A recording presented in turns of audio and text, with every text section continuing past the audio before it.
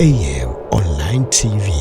Ndugu wa Tanzania, tunaomba kuwatangazia Wizara ya Habari, Sanaa, Michezo na Utamaduni kupitia maelekezo ya Daktari Samia Suluhu Hassan, Rais wa Jamhuri ya Muungano wa Tanzania, katika mfuko wa uwezeshwaji wizara yetu ilipangiwa kupewa bilioni 20. Kabla hapo kwenye bilioni 200 zilizotangazwa na Mheshimiwa Rais tulikuwa tayari ameshatupatia bilioni 10. Jumla ni bilioni 30.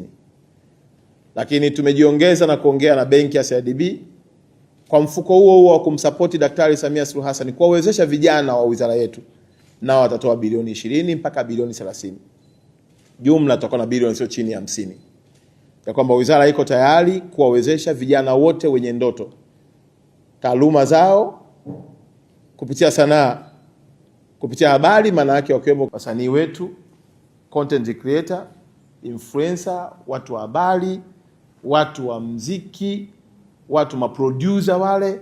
Manake hizi bilioni 50 zinakwenda kwa kila mtu aliyoko ndani ya wizara yetu ya habari, sanaa, michezo na wakiwepo mpaka na wale wachoraji, ili wapate fursa wa utumie mfuko kwa ajili ya kunyanyua uchumi wao, kama ambavyo ndoto ya Daktari Samia kuachilia tabasamu kwa Watanzania kupitia wizara yetu ya habari, michezo na utamaduni.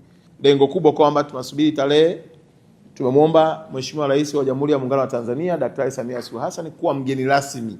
Kwa hiyo tunatamani ya kwamba tukishapata tu tarehe tutaitangaza ili wote tujumuike na mfuko uzinduliwe na rasmi uanze kufanya kazi ya kupata pesa. Kwa hiyo pesa zipo.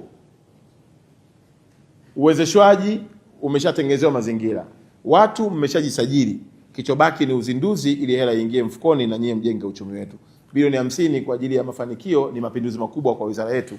Na sisi tunatamani tukipita sisi na watendaji wote huko kwenu tuone watu wanatabasamu, ikiwa ni ishara ya kutimiza ndoto ya Daktari Samia kuacha tabasamu kwenye